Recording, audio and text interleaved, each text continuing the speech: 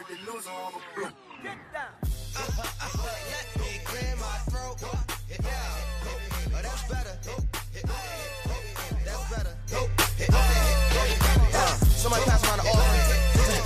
Since I'm always preaching on tracks, you feel me? I might as well get paid for it. Sermon of the day. You right where you supposed to be, baby. Informant, that information for me. Important, you get a portion of fortune pouring. Confession, fortunately, blessings on now they snoring. You mellow, so focus on scoring. Got you underperforming. I never expect something, never assume nothing. Judging me for my past, but that's why I'm triumphant. I don't demand, I know where I stand like engineer hands. Watch how my life pans. Cut that game plan. Show out like a jotter, pop out like a cutter. Telling the quick rock, skipping the course, squares like hopscotch. This gonna be my mood to my beat drop. Putting my boogie shoes in my diddy boots, ain't no stop. I'ma make the rest of my life live. Yeah, I'ma make the rest of my life live. Gonna make the rest of my life the best of my life. Yeah, I'ma make the rest of my life live. I'ma make the rest of my life live. Gonna make the rest of my life the best of my life. Congratulations on the celebration. I know I'm dope without a need of a validation. No congratulations on no celebration. I know I'm dope without a need of a validation. Yeah. If having hope is dangerous, call me Evil Knievel. You leading on the wrong side, living with pens and needles. So lethal, made Shane Black wanna write a sequel. Cause I snuggle my dreams till it's seen as illegal. And I still probably will, cause I can never give up. I got my goals calling me, how could I never pick up? Either we make up or just break up. And the snake hits, get the rake up. Yeah, selfish, I'ma cake up. If I don't shake me to wake up. Let my depression catapult me to succession.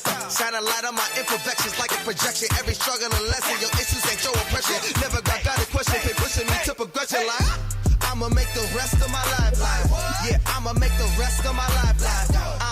Gonna make the rest of my life the best of my life. Yeah, I'ma make the rest of my life live. I'ma make the rest of my life. All right. Happy Thursday, y'all. Happy Thursday. Happy Thursday.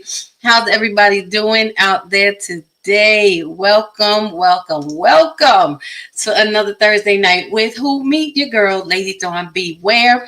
On the greatest network to ever do it in these YouTube streets. That's right. You are on none other than the Bravo with Sheila Network, where the curator and queen bee of this space is none other than Pastor Sheila Ingram herself, my Auntie Bravo, and we salute her tonight because she yields me this captain's chair every Thursday so that I can come sit and spend some time with you, which I love to do and appreciate. It's a good way to wrap up the end of our week.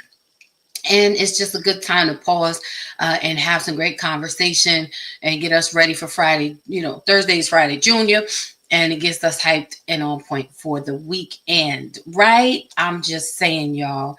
So I'm glad you chose to join us on tonight. I hope that you will like, subscribe, and share. Hit that thumbs up button. As you know, it is free 99. That's right. It costs you nothing, but it means everything to us. And we appreciate your support. And by doing so, let me tell y'all, we have hit our 1K subscribers. Yes. And we are still celebrating that moment. And additionally, we want to keep that going and growing. So we appreciate you supporting us here, whether you're in the comments or if you are up in the silent section, we appreciate you. So welcome tonight. Let's see who we got in this comments so far before we get into it. I see, that's right, the greatest moderator to ever do it in these streets, none other than Inania Kenya, and we appreciate it. Hi, beautiful. How are you tonight? I'm so glad you're here. She's on her post. She's the greatest moderator. And while we're talking about her, just want to point out to everyone that in this space, our number one rule and thing is respect, and more respect. This is a space where we come to conversate, not to convict, nor to convince anyone of anything, but we want to have conversation. While we do have some experts who are here, part of the Bravo team, who are licensed clinicians and therapists, when we come into these spaces, we're just coming to have conversation, talking from the well of our experience. And so with that in mind, we welcome everyone's thoughts, feelings, and opinions.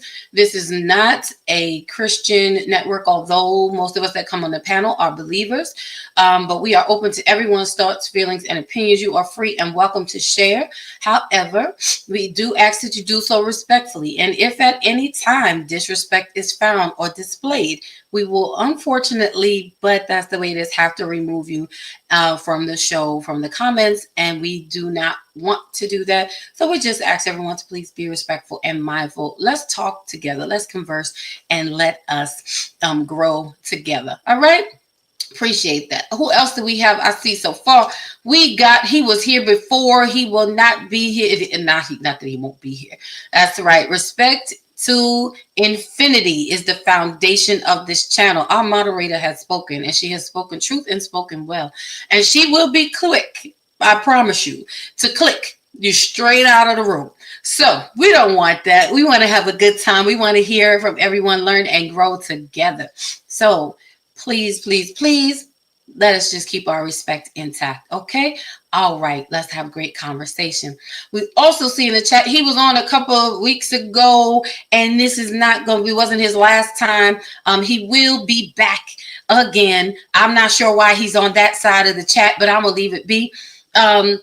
He is in the person of Sir Eric Swinton. He came on, I was going to be funny, y'all. He's just recently remarried. We see you, E. I was going to say, that's my baby daddy, y'all, but he is for real my baby daddy. Okay. But, that's my homie, though. We good. We cool. That's my peoples. Don't worry. We're going to have him and his wife on real soon, talking about what a blended family looks like and what it can be done, guys. It can be done. Everybody can get along. But anyhow, because that's not the topic for tonight, I don't want to give it away. But we see you, E. I sent you the link. So hopefully if you have time, it can pop on. You're welcome to come on over to this side. Be good to see you, hear your voice. All right. So let's see, what else do we have going on? I want to make sure to make you guys aware of the fact that we have on Monday nights, we have Mondays Beyond the Mic. And that is the host of that is Dr. Elaine Edwards. And I have the privilege of co-hosting on that space on Monday nights at 7 p.m. Eastern Standard Time, where we talk relationships. We talk everything and anything to help us build better relationships with one another. It is great conversation. So I hope that you guys will come on Monday nights and join us over there as well. And right here every Thursday night, me, your girl, Lady Dawn B, is bringing you some other kind of conversation. It's all relationship oriented. However, the best relationship that we can possibly forge is the one that we have with ourselves. So when we start improving there, we show up in those different spaces way better than what we started as. So with that being said, let's see. If you do need some spiritual guidance, you need some spiritual encouragement or anything spiritual at all, I want you to go across the street. Doesn't matter which way you go, you'll still end up in the right space, to the Sheila Ingram Ministry Network. Right across the street over there, you will find Pastor Sheila Ingram. You will find Pastor Rosa, who is my mom, and you will find Reverend Jenny. These ladies are holding it down on the spiritual side, and I promise you, whether it's through word, prayer, or music, you will get ministered to and be encouraged and lifted. We all need some inspiration, especially in these troubling times, so go on over, get you something, get you a good word, get you a good song, get you something good. Okay. So that's right over across the street at the Sheila Ingram Ministries Network. And I'm probably saying it backwards, but you know what I'm saying, right over there. So with that being said, let us on tonight talk about, I believe that's all of our announcements. Again, I feel like I'm in church, just trying to remember, did I forget anything? No, I did not. So we're going to dig into this great conversation on tonight. I am excited about this topic. It is something that is personal and near and dear to my heart. And with that being said, part of the Thursday Night Squad is here with us, and we're going to have a good old conversation.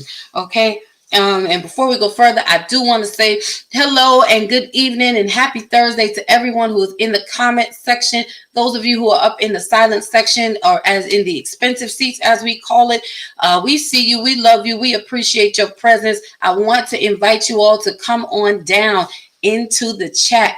Come on and share your thoughts, your feelings, and opinions. Don't be scared. We got security down here. It is a safe space. So we're looking forward to hearing from you. Come on, engage with us. You're part of the Bravo family. Take your rightful seat and come on, let's chat. Let's see. Oh, and speaking of, there she goes, the most amazing mentor I could have in the person of my Auntie Bravo. You know her as Pastor Sheila Ingram, the queen bee of the Bravo with Sheila Network. She says, hello, beautiful niece. Mwah. Love you, Auntie. Good to see you. Thank you for joining. I appreciate her. I just love her so much. I really do. She's awesome. If you know Pastor Sheila, you know she's amazing. And if you don't know her, you should get to know her. I promise you. I'll share her a little bit. There we go. Eric Henrique is saying, good evening to all. Good evening. Again, from the other side of the wall. You're welcome to come on this side of the wall. If you would like. I'm not going to harass you no more tonight. So on tonight, this topic, before I get into it, let me bring up our Thursday night squad. I want to, again, for everyone who is here, if you could, please, sir, please, ma'am, do me one favor. Just hit that thumbs up button. It makes a world of difference in our algorithm, and it helps to push these great conversations out further. Okay, so even if you can't stay, just come in, hit that button, stay a while, stay a minute, stay a two. And then, if you got to go, it's fine. But come on and hit that button for us. We appreciate it. That thumbs up means everything. So let's see who we have on the Thursday night squad in the building. I do see, we know him, we love him, we appreciate him. You ain't seen him in a minute. That's right. I'm just saying, Henry, you on the wrong side of the, just should be on the other side. But we'll talk about that another time. So without further ado, you know him, you love him, you appreciate him. I know that I do. He is my big brother. None other than Mr. Rockology himself. He holds it down in the men's lounge. He is being groomed to take the men's lounge off to where it needs to be. So y'all give it up for my big bro. Mr. Rockology is in the building. Look at us twinning. It's a yellow night. Who knew? All right. What's poppin', big bro? What's up, sis? How you doing? I'm wonderful. It's good to see you. Yes, ma'am. Yes, ma'am. It's good to be seen. Absolutely. And not viewed, right? Yes, yes. I'm glad we both had the yellow spirit. We had it, we had to. You know how we do it. Right. That's how we do. Good to see you, sir. Thank you for joining tonight. This is going to be good. And you all know her. You love her. She's amazing. She is my sis. I promise you. The more we go, the more we grow, and we are locked in from day number one. So you know her, you love her. She is in the person of Theodora Carter, also known as Coach Theo, is in the house on tonight. Hey, beautiful sis, how are you? Yes, how you doing? Hey, bro, how you doing? Long time no see. Hey. I know he graced us. He graced us tonight. He graced us with his presence. Well, good to see you. Good to see you, and good to see you. So on tonight, and we might expecting, a little bit more of the squad to possibly come in. Might even have a special guest coming in on tonight. I know everyone's schedules are what they are, so we absolutely understand. But I'm grateful for those of us who are here. So we're going to get into this good conversation as we are wrapping up the month of May. You know that we have been really focusing on our women this month. And so this topic tonight is near and dear to my heart. And so I don't even have any notes. I'm going to tell you, normally I might give some conversation guided questions just so that, we making sure that our conversation flow.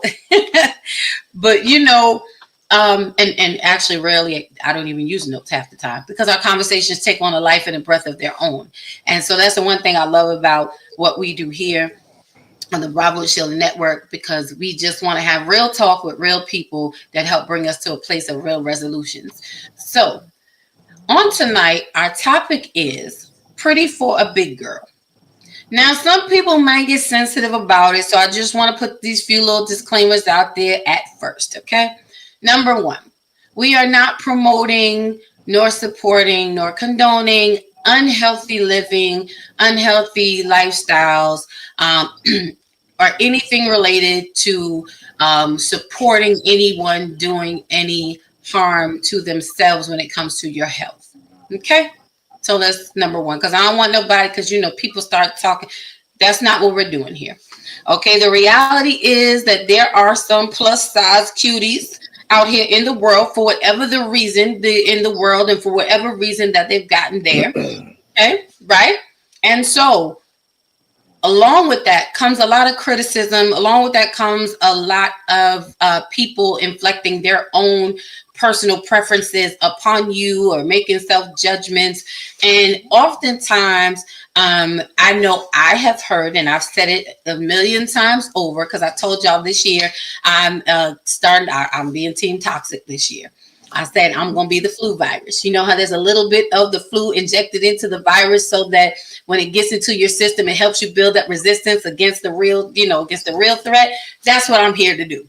So I'm going to be a little toxic, and we're going to be toxic, and we've been toxic these last 5 months. We're going on number 6 months of toxicity, but it is to help us. So this is a conversation that I wanted us to have, because oftentimes, and the point of it is that we have a lot of back-ended compliments to help us. So, okay.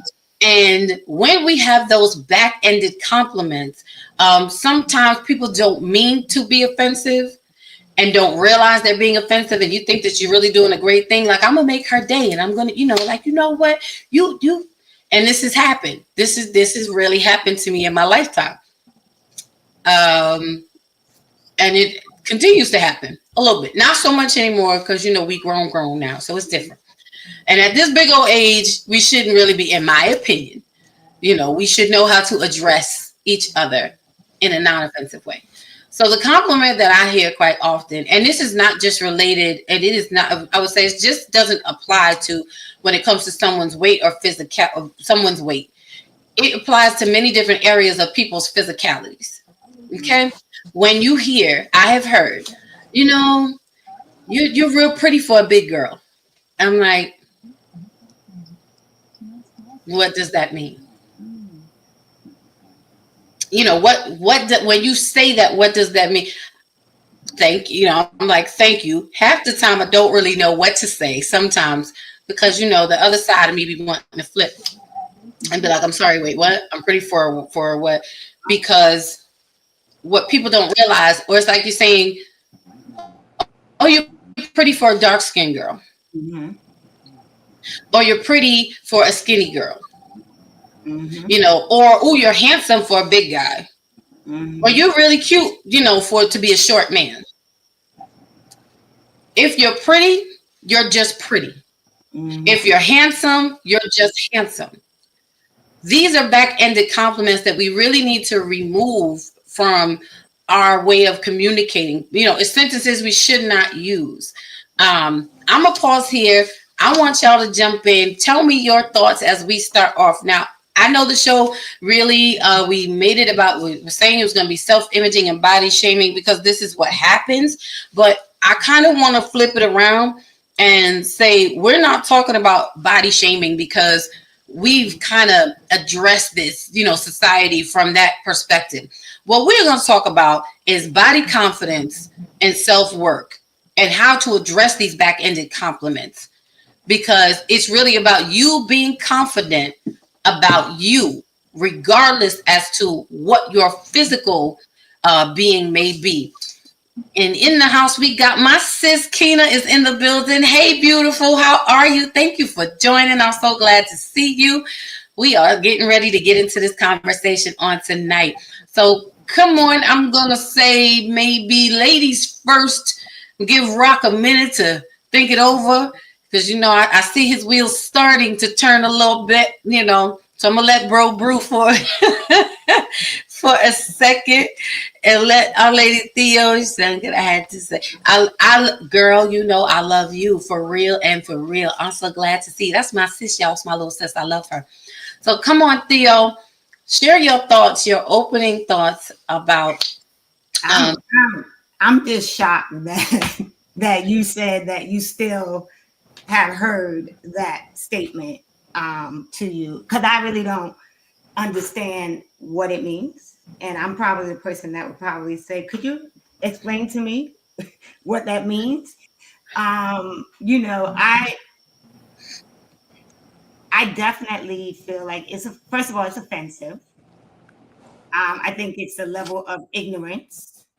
And I think in some cases, some people might fringe it's self-conscious, but I think a lot of people, for most people that do it, it's conscious, right? Like they said it with meaning, they mean it, they feel like you know that you're supposed to be ecstatic that they said you're pretty for a fat girl, or you're pretty for a dark skinned girl, or just even comparing skin color. I mean, I remember growing up being called yellow, right? That's how I was referred to, because I was much lighter than some of my other family members, right? So and I just think it's a form of ignorance, and I think it is. Yep, I do think it is rude as well. But I was recently having a conversation with someone to say that one of the things I noticed is that a lot of heavier individuals, right, tend to have more confidence than individuals who are on the lighter side, right? And to me, that's the most important thing, right? Is how you feel about yourself, how you embrace your body, right?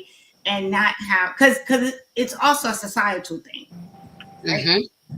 So that's another part of it, right? Society has led us to believe that being heavy is not a great thing. And like you said, like you started off, there is something to being healthy, right? But there are some heavy set people who are more healthy, or much more healthier than individuals who are lighter.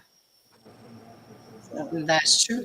That is true. And I appreciate your shares. Yeah, it's wild at this age, for those who don't know. And I have no problem telling. I'm 55. I'll be 56 at the end of the year. And at this grown age, I always say this big old age, it is amazing to me sometimes how people will approach, and they honestly really don't think that, like, they don't know. Like, they really think that they're doing a good thing, and I just learned to blink at them. I just pretty much blink, because I'm like, let me help you understand something. Tina says you're pretty for a big girl. Yep. And she's like, how rude. It is, but people don't realize. And this is the thing, as we're talking, and the way society makes it, I feel like this. When you have to point out to someone, we know we're big. I know what size I am. I say all the time, I am 5'5", size 24, 26 on a bad day. You know what I'm saying? I don't feel like, and you never know why a person is in the condition or shape that they're in. It is not because every person that is overweight, fat, obese, however you want to put it, sits at a table and like food is their best friend all day. And this is part of the myth that we have to start to really address. There's some things that we can't help, just like a person can't help their skin color. Yeah. We're saying, oh, you're pretty for a dark skinned girl. No. If she's pretty, just let her be pretty. And when you have to point that out to someone, she knows she's dark. I know I'm a big girl. I see me every day. You know what I'm saying? I'm fully aware. I don't need you to reference that.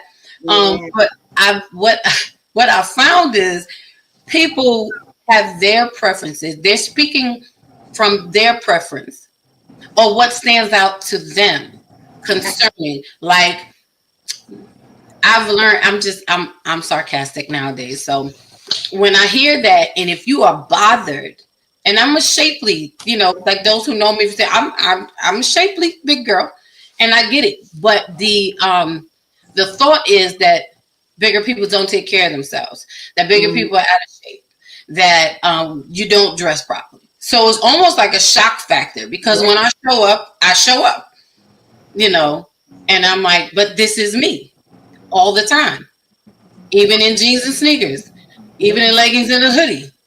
She's always going to be together because I'm just always going to be together. You have to take pride in who you are and how you look, whether you're thin, whether you're fat, whether you're light skinned, whether you're dark skinned, it doesn't matter. But people are imposing their preferences or what sticks out to them we project it onto other people. That's not ours to own. So I want to say to everyone that is in the BBW community or the plus size, you know me, I got my Fluffy Nation crew. You know, we reeling up, y'all. Like it's gonna be Fluffy Nation Inc. real soon.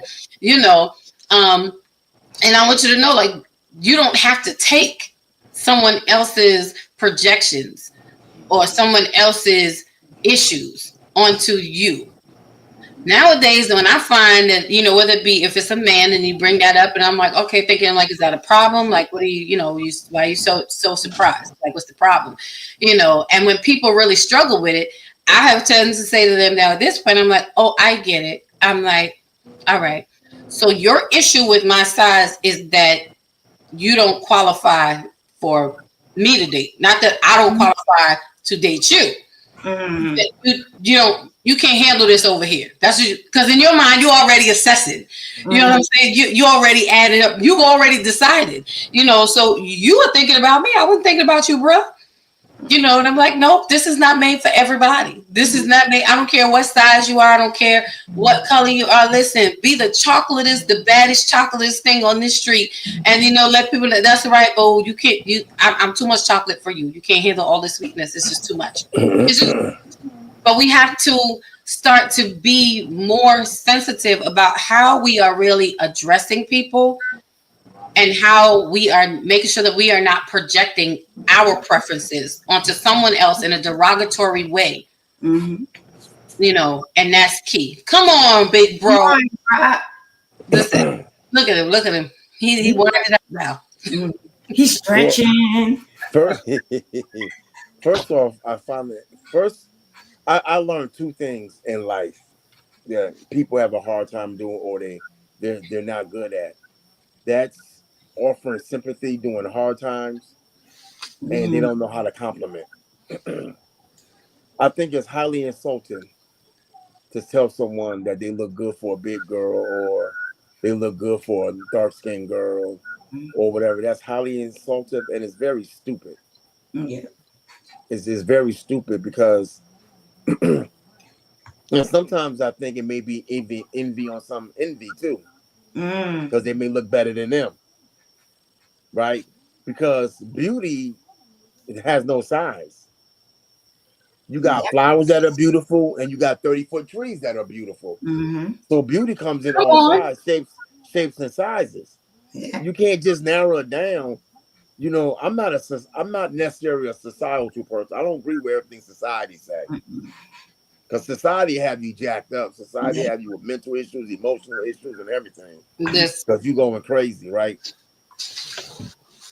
But a beautiful person or a handsome person is beautiful and handsome, whether they're big or small. You know, and I think people should be more sensitive when they're giving compliments.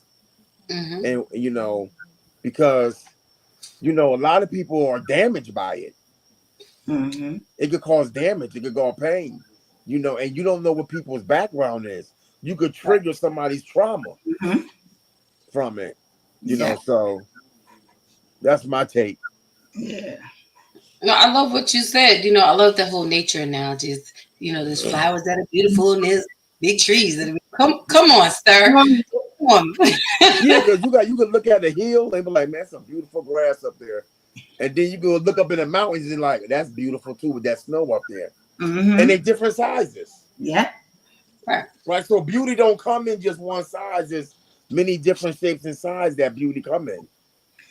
Yeah, but I actually like that you touched on the trauma piece, right? Because like everything else, we don't know what people are dealing with, right? And so you don't know how, like, a lot of people go through school, right, being bullied because they're heavier, darker, right? And some have gotten help and some have not. So you don't know how saying that is gonna trigger someone. So that definitely is something that people are not mindful of. But I just think that also people sometimes don't think before they speak, right? Like they just open their mouth and whatever comes out, comes out.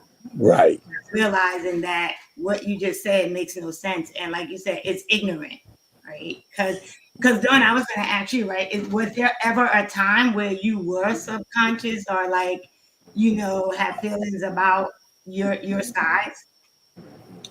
I absolutely have. And when I say that, I'm glad you asked that. When I say that, the answer to that is yes. People generally do not believe me. They're like, absolutely not. I was like, I have insecurity issues just like the next person. They're like, where? And I'm like, I do. And they're like, we don't see it. Like, I'm like, really? Because I see it, but I've had it most of my life. I've always been, mommy will tell it differently. She'll say, oh, her kids. I was thin when I was little. And when I got a little bit older, when, I don't know, maybe like 10, 12, somewhere around where, your hormones start kicking in, is really when I started to gain weight. But I was always fit. I was always active. I was always busy doing stuff like, everybody else, just doing what I do. But there were times along the way I didn't feel, and if I'm being honest, okay, I'm being real transparent. Mm-hmm. Okay. I'm being honest because I want to help somebody. I did not really, I was always told that, I was cute. So it was always that. I always felt like, now, in my family, no one ever called me fat. Nobody ever called, like, never in my life. And they're like, we don't see that. We just see you. Mm-hmm. But they're all tall and thin. They're all three of them. Mm. My father, mommy, not so much. She's real petite. You burn your pocket, But I was the one who was the short, thick one. She is. She's really little. She's cute, though, but she's little. But I had a lot of insecurities growing up. As I started developing also.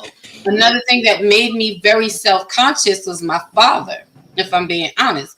My dad is from the West Indies. Typically, West Indian men tend to gravitate to bigger women. I don't know, to be a culture thing, I'm not 100% sure. Because I didn't check that because I don't really think statistics really help. Statistics is still it's subjective to the area that that you study in. But my dad was always concerned. He'd be like, oh, this girl's gonna be a brick house. Like he, as you see your daughters, and I'm sure Rock, you can relate, as your daughters grow and start developing, and now you're looking like she's not a little girl anymore. My father made me very self-conscious about my size and my weight. And would never, I was sharing with somebody today, I would never wear bright colors. I would never wear like patterns, anything that stood out. Never would. I was basically like black, blue, or just one solid color all the time. It's not that I didn't like prints and things, but my dad was concerned about like the attention that it would draw. And because he was a bit overprotective, but doing what a dad does. He didn't want anybody making fun of me. He didn't want my feelings to be hurt. So, he's doing what a father would and trying to, dress a certain way and do this. But it never taught me how to accept my body for what it is. And that your body is beautiful at any size. You need to be healthy. Yes. Mm-hmm. But because that was what was put in my head as I got older, I was very self-conscious. I wouldn't wear anything short. I never wear anything tight. I always wore very loose clothes or baggy clothes. And then when I really started to develop and I was always thick, I didn't so much have a belly, but, I had like the little muffin, little muffin top, as I got older. And when I look back, I think about when I was in college. And again, I was always a thick girl. Mm-hmm. But when I look back now, when I was in college, I would not dress again like fitted. I would wear a lot of baggy stuff because I didn't want anybody to. I didn't want to hear anything because sometimes if you like a thick woman, when you see a thick woman, the comments that come, and that was another thing. It's not even on the side where they are commenting. Mm-hmm. It's still very like you feel like a piece of meat. It's very catcallish. Mm-hmm. So it's like either side was an issue. So I was like, I don't want to deal with this, So I'm just gonna wear baggy stuff. But when I look back now at my pictures of myself in college, and I'll be like, you were beautiful then. And I just didn't know it because of all the other things, that have been put in my head. And it's taken me a while to get that, to unlearn that. And I would say maybe the past 8 to 10 years, maybe five to 8, is when I've learned to say, like, when I actually see myself as beautiful. And that's me being honest. So at what point did like you start to transition and like your mindset like really just start to gravitate towards I'm beautiful, right? I am, like where your size didn't matter so much to you. Because I think basically, I'm sure with maturity as you gotten older, right? But I think between that 5 years, there was a point, right, where you started accepting yourself. Like, what did that process look like? Oh, that's a really good question. I think, because I have to own my statements. When you say I think, you're not owning this. I'm going to own it. I got tired of hiding myself. That's what happened. I outgrew the space of hiding myself, of letting all the other voices on the outside weigh heavier than my own voice on the inside. And you know me for a while. Yeah. And again, no one would ever know that I would be battling these issues in my own head. Nope. They're like, from the day I met you, I've always seen the confidence. So, right, I would have never guessed it. And I have to be honest, a lot of times that confidence comes from me having to, now, I'm resting and owning my confidence, like completely, like we good, but a lot of the confidence that I showed for a long time was me convincing myself, like, I'm not going to go in here and shrink up. I'm not going to go in here and be less than. It was the hype talk I had to have with myself before I go in. Because when you're a big girl and you go into a room with a bunch of thinner women, like, you obviously, I'm like, like, you stand out, period. So I try to just be in the background. Like, I don't want, just don't, just leave me in the corner. But it really was the point where I decided that, like I said, I didn't feel like hiding myself anymore. Like, what is happening that I keep thinking or feeling like I'm less than the next woman that's in the room? I've dated, I've been married, had a kid, and I would sometimes as a big girl, I think you have to own the fact that there's someone for everyone, but you are not for everyone. Yeah. So I don't care what size. Right. I was going to say skinny, whatever, tall, short, whatever, that applies. You have to really get that in your mind. The reality became when I really thought that the reason why I was single for a while, and I honestly can say I've never struggled with single. I've always been single by choice. I have always had options in some way, shape, or form. So it's not that. But in my head, my weight was the issue because of society, because of the things that I had learned, because of things that had been said to me, that this was the one thing that if I got rid of, I know that, he would find me, what I'm saying? I know that. And then I had to look around one day and I'm having a conversation. We talking about singleness with me, some of my girls, and I'm the thickest thing in the room. And and all of us are single. And it was the wake up call for me. I was like, wait a minute, wait, hold on. You like a size 6 and you single. You size 10 and you single. You size 16 and you single. It ain't got nothing to do with my weight, Not at all. Single. So it's like you create this dynamic in your own mind. And I had to say, that's not it. And I think once that I started with that layer to begin with, that opened up the door for everything else, for me to stop apologizing for who I am and for how I'm built and really start owning it.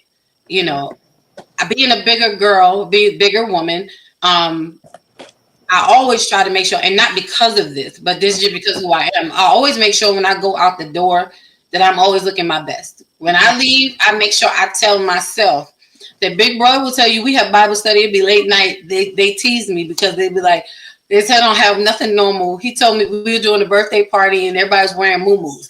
He's like, and would you have a normal muumuu on, Dawn? And I'm like, this is normal. What's a normal muumuu though? Because they all just like flowy. I always have to have something blinging or sparkling. Oh, okay. Yeah. But you like everything. You like sparkle stuff. I do. So everything is always that way, you know. But that's just me. It's how I am. But I always have to make sure that when I leave the house, that I like how I look, that I'm feeling good about me. Because then when I go out into the world, I'm not looking for anybody to validate who I am. I'm not looking for anybody to sign off on my beauty. I make sure I tell myself every day before makeup, before hair is done. I'm talking, ladies, you know how we are when we roll out the bed. You know, that after the brushing of the teeth, before I go let the magic happen, I be like, you're beautiful and you're going to have a beautiful day. And you need to do that no matter what your size is. That's what's up. That's it. Good morning, gorgeous. Right. Hello. And it's important that we do that. I'm a man. And you should. But I have a question for Rock, because Rock, at one point you mentioned that you had lost a significant amount of weight, right? So what has your experience been?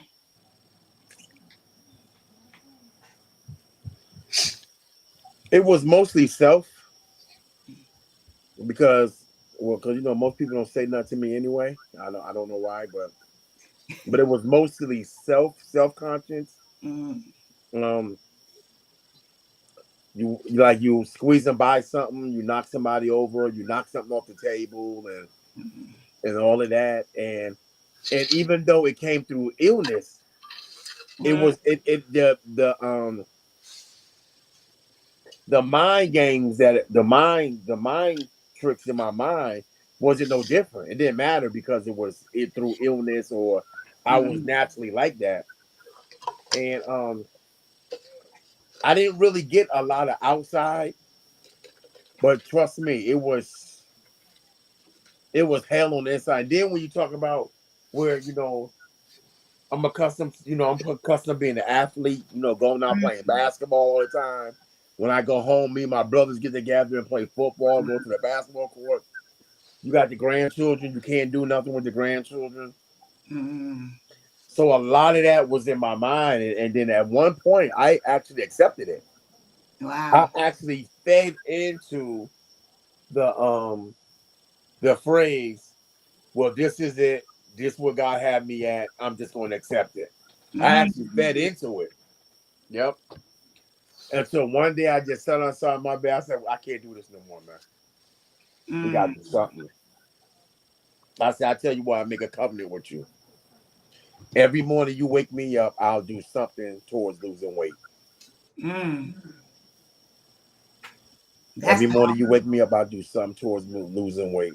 And last November was a year. So I'm well over a year. I'm always doing something. Going to the gym, watching what I eat, how much I'm eating, what I'm eating. And I thank God for that, because he allowed me to revisit being healthy and losing the weight without being ill. You know, sometimes you got to use because you got a bad heart. You got bad kidneys. You got bad this. So they said, you got to lose weight. You got to lose weight. So, and it was a struggle. It's a struggle at first. And sometimes it still is. You know, you don't want, sometimes you don't feel like going to the gym. Sometimes you just want to eat that. A half a spoon of macaroni and cheese. Oh my God. You know, sometimes you just want that bowl. You know what I mean? Put some hot sauce on it or something. But it's a struggle, but I had to fight the mind games in my mind. And another thing is, I always thought someone was watching. And even though they necessarily came up to me and said anything, in my mind, they were saying it in their mind. Okay. So you've never experienced what Dawn experienced, where people are like, people don't say nothing to me now.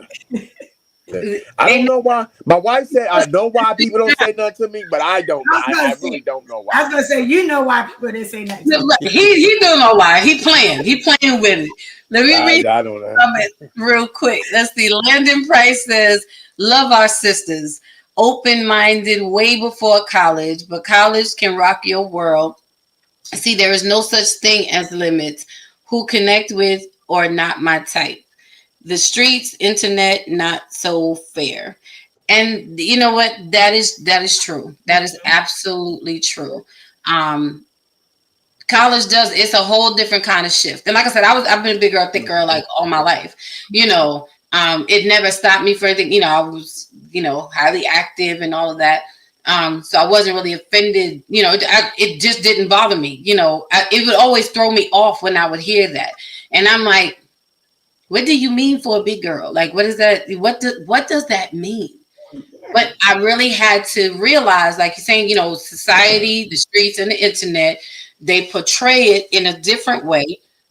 So when you see a big girl that is put together well, it was almost like culture shock. But nowadays, to say, our BBWs, we're hitting it. We are it now. Yeah. And I've been finding, like, on TikTok, there's like a whole community, and it's the men folk that are talking. Yeah. Like, one guy, I meant to invite him to the show tonight. He was like, listen, he was like, I hate to tell y'all. He was like, but fat jokes don't work. He's like, the insults don't work. He's like, these big, beautiful women, they out here, they winning. They winning the game. It's like they showing up. Don't care what you say. Wearing our 2 pieces, wearing our leggings and crop tops, all that. That's right. You can get all this good fat all out. You know what I'm saying? It's just what it is. I'm not mad at them. I'm not mad.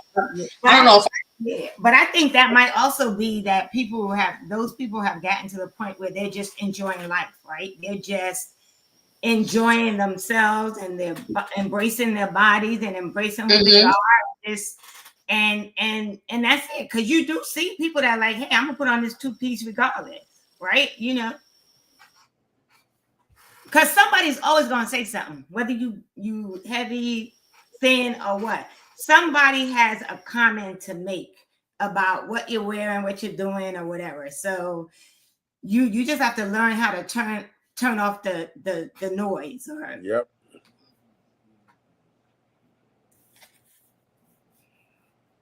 And it's true. It's no matter who, no matter what, someone's always gonna have something to say. So if you continue to try to appease everybody every time, you're gonna be changing and switching up every minute of every hour. Right. We go further. Let me say, hey sis, thank you for making it in. So speaks Tequila. That's my TikTok sis. I'm like, I'm glad to see you in the building. So let me ask y'all this. What is, I would say, because everybody has something. We all have something, right? So what is one of the biggest challenges that you have had with someone trying to compare or give you this backhanded kind of compliment? Maybe yours isn't that you're pretty as a big girl, but what have you heard? Because like you said, we all have something. I know I grew up like with my cousin who for him joking about, because I was lighter than a lot of my family, so growing up being called yellow, right, was a thing. You hide yellow, right? Made to feel that was something wrong with that. Also I also had a period where I was heavy. And for my cousin, showing love to him, it was love and friend, right? So joking about my weight or whatever. But I don't know that I've ever been told you're pretty for a heavy girl or anything like that. I think for me, a lot of it has always been the lighter tone, right? I've always had that you're, being called high yellow or, stuff like that. So. Right. And that's not something that you can help. That has nothing to do, like people are always going to have their problems and their prejudices. And again, this is the thing of when they're trying to inflict it on you, trying to push their preferences on you because they have an issue. I may not be what you like, but that's okay. Not everybody has champagne taste, and that's fine. That's right. You might like tea. Go for it and have a good time drinking it. But this girl is always going to show up as me. And I was bicycle eyes. That was called bicycle eyes. When I started wearing that's crazy word. When I started wearing glasses. That was another one. That was a nickname that I think one of my uncles gave me, who thought it was cute. But I'm like, who as a kid wants to be called bicycle eyes? Right. And see, again, maybe not thinking that it's that big of a deal or it's going to be harmful, but that's something that you remember to this day. You know, like you say, you almost 60 and, she just, this is what 55, 59 looks like, y'all. It's my sis. It's what that looks like. Okay. And that's someone else's issue. And like I said, it was my uncle. To him, it was a cute nickname for his niece. Right. But to me, I'm like, this is a little girl at 4th grade, started wearing glasses, and that was a struggle because I used to sit in the back of the class and copy off another person because I didn't want anybody to know I couldn't see that part. And we all have those struggles. Like you said, he thought it was cute, and this is where people are thinking that they're doing something great. They're just trying to express, like, I appreciate your beauty, or I think this is so adorable. And not realizing that you're dealing with your own stuff and just trying to get comfortable with the you that you are today. What's popping? We got Vaughn, the Invisible Man, in the building. He says blessings all with all the L's because he wants to make sure that nobody gets left out. And Nay says, I'm a hot mama to someone and a hot mess to someone else. You know what? Real. That's real. T-shirt, I think that's t-shirt worthy. But it's true. It's true. And you just have to find, and Vaughn is hollering at that, because no matter what you look like, there's always going to be someone who's going to find fault or find something they dislike about you and your physicality. Yep. That is not your problem to own or to take on. That is their issue. So again, and at this big old age, like, we have to do better about how we're really communicating with each other and telling each other, like, if you're beautiful, just, I think you're a beautiful woman, or I think you're a really handsome man. No one needs you to point out the fact whether they're high yellow, because truth is, you got these thin women now trying to get BBLs and trying to put on weight and all of this to be thicker and bigger and all of that. And meanwhile, you got us Team Thickums here, we eating celery and having diet water, trying to swim the, you know what I'm saying? Like, just What's about diet water? What's diet water? Hope is a lot. What is that? Water with fruit in it? I don't know. It's not even, you can't even put the fruit in it because the fruit got sugar, so you can't even do that.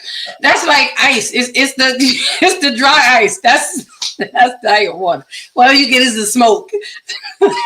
But you know what's funny though, like what Rock said, it is mental, and you have to get to the point where you embrace who you are and you love everything about you.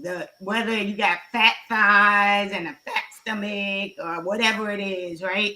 Because I really think my forehead is big, right? Other people may not, but I had to embrace. I had to get past this, forehead that I think is big, right? So I feel you, because people say I got a big head, but I don't. That's out of my mind. That's you all. have to embrace it. I remember. So I used to be probably 57 pounds heavier, right? Like in my 20s, and I was like, went through Weight Watchers, lost the weight, right? Became a Weight Watchers leader. But I would sometimes still look in the mirror and not see the thin person that I've become. I still would be acting as if I still had those 57 pounds on me, right? Because there was something up here that had to shift. Right. And that's a good point that you're bringing up, that mental piece. And I will honestly share in a transparent moment. And my sis, see, you are hilarious. Sis, listen, I'm trying to say, hilarious. She was saying I was hilarious. I was talking about the the diet water, dry ice water. the dry ice water. Yeah, it was just the steam, like you in a movie or something. You know, but I have to be honest. And I know I'm not the only one. Like, I struggle with losing weight at different times. Well, number one, I have health issues that I cannot help, and just to share, because I'm gonna be, really transparent and honest, because I really want to help somebody, and again, I'm not ashamed of anything that I've done, been through, or any of that. But I'm a cancer survivor. I went through cancer, and anybody who's ever gone through cancer, guess what? Everybody doesn't drop weight like that so drastically, because the medications and chemo and all of that will cause you to gain weight. I have a hormone imbalance. It's all different other type that I was born with. Didn't know. Can't control that. So, no matter how much weight I lose, I'm always going to be a thick somebody, period. So if you're looking for a size 6, I tell people, I'm not it. I never will be. I'm not for you. Now you put a 1 or a 2 in front of that, maybe we can talk, but you know what I'm saying? But that 6 is not, it's just not going to happen. So that's something that I had to adjust with.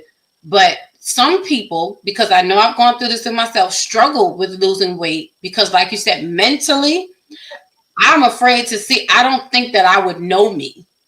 At the smallest size I remember myself being, and if I'm honest, my ideal size is not a weight, it's not numbers, but I would love to be back at a size 18. Because for me, that's when I was banging. I was popping, I was good, I was feeling good, all that good stuff. I would even deal with a 20. I'm working my way, so I was popping, and that's why I said in college, when I look back at the pictures of myself in college, if I could tell her then, she was struggling then with who she was and the size she was, and there was nothing wrong with me. There was nothing wrong. But because of the things that had been put in my head, and because I was thicker, and because, it's just what it was, everybody's just thinner, you become like that, kind of the odd man out. But I struggled, and sometimes I still struggle. Like, I feel like if I became like a size 12, like, who would I be? How would that change me? I think for me, I would feel like I would look sick. I don't know that I would know who I am, because when I see me, this is who I am and what I see. So I think a lot of us struggle with that on one end mentally. And then once you lose that weight, because a lot of people who have the bariatric surgery, and I know quite a few who have it and done it, and they've lost, a lot of weight. And I'm sure we all know someone. But now the other end of that is now they still feel like a fat person, so to speak. The weight is gone physically, but mentally, that weight, they still looking at themselves in the mirror, don't know who is this person, and having to learn themselves all over again, or learn this. So it changes you tremendously. Now, again, we are not promoting being unhealthy. We are not promoting, obesity and things like that, but we're talking about being positive about your self-image and your self-worth, and not allowing people's thoughts, feelings, and opinions to make that kind of a difference in your world. My sis, Soul Speak, says, I did. You felt that, sis? You had to, you struggled with getting to know yourself, or feeling like you didn't know who you were? Because I'm accustomed to seeing all this. But it's true though, because I remember when I first lost all of my weight, one of my friends and my godbrother, they hated it. Like, anytime I was around him, he would try to feed me. Right? He was like, "You're too like they." And my friend thought I looked sick, right? And so it is an adjustment, but I think the other thing that's important about what you're saying is it is important that we do the work mentally, right, to embrace who we are. But also, I think people outside of just, you're pretty for a fat girl or whatever the phrase is, right? I think people also have to keep their opinions to themselves, because, like, say right now, if I'm like, oh, I want to lose 10 pounds, right? Somebody say, oh, you don't need to lose weight, right? I think people need to recognize that you need to allow people to make up their minds about where they feel comfortable. Like you said, you feel comfortable wearing a size 18, right? Versus someone that might feel comfortable wearing a size 8. Who am I to tell the person that wears a size 8 that they are too thin versus telling you that you're too big, right? Because we all should be comfortable in our skin. But Right. everyone has an unsolicited opinion, you know. Sure do. They sure do. I got a comment from Landon Price and my sis Soul Speaks. She was saying she did, and I just want to put her comments together, and then Landon, I'm gonna read yours. She said surgery and complications after was a size 3X 22 24, now a 16, but you do still view yourself as before at times. Yeah, it's a whole mental journey. And thank you for that, sis. I should have had you up here on tonight. I'm saying you can still come up. There's still time. There's still time. I will drop the link for you. Still time. You want to come and share. It's important, and even as you're making those changes, for me also, because I considered doing the bariatric surgery, and I just couldn't bring myself to do it. Like I've gone through the process, I get through half of it, and then I just can't do it this way because it's real drastic. And I do, for me physically, I want to lose a good 50 to 80 pounds, to get me and wherever I'm at. But I don't have a weight, like a number in weight. We get too caught up on the scale. Like I have a size, Yeah. that I want to get to and where I want to be. And I think you have to, no matter who you are, no matter what it is, whether it's skin color, whether it's weight, whether it's hair, whether it's your height, you have to learn to be comfortable, like you were saying, with you as you are. As long as you're showing up and being your best self every day, like be proud of that. We want to talk about body confidence, not, about the body shaming. We want you to be comfortable. We ain't giving no more light to the shaming and to do that. We're giving light to being confident and telling you today that you are enough as is. Even with your imperfections, you are enough as is. And it's not just women who go through this, it's men too. And Rock can jump in. Let me just read this comment and share on that. Landon says, Big Crit featuring Jill Scott, Higher Calling song really touches on it a little. Our sisters in abundance, letting the world have it on the debate about Sinners movie, main attraction, being loved and supported. There is, you have to this is the movie, main attraction, being loved and supported. You have to have people in your life that are going to love and support you regardless. Whatever it is that you want to do, no matter what it is, it has to be the support about whatever it takes for you to feel good on any given day. That's what you have to do. That's what it has to be. But going back to what Soul Speaks said, right? Like I remember when I first lost my Weight Watchers, right? Going shopping with my sister. And she was over here picking up like size 8, whatever. And I was still picking up 12s and 14s and 16. And she was like, what are you doing? Right? Because although I had lost all the weight, although I could fit in a smaller size, in my mind, I was still in that other size. Right? And so you do have to make, that mental shift. But I think also sometimes we are looking for other people to validate who we are. We need to stop looking for validation from other people. Right? Because we were created, right, to be unique. God created each of us uniquely. We are all different, right? We all have different gifts. We all look different. We all have something that's different about us. And so I think the biggest thing for me was embracing everything about me, right? Even down to like my hair. Like when I first decided to go, it took me a while to go natural. Right? And when I first started the journey, I lived in crochet braids, right?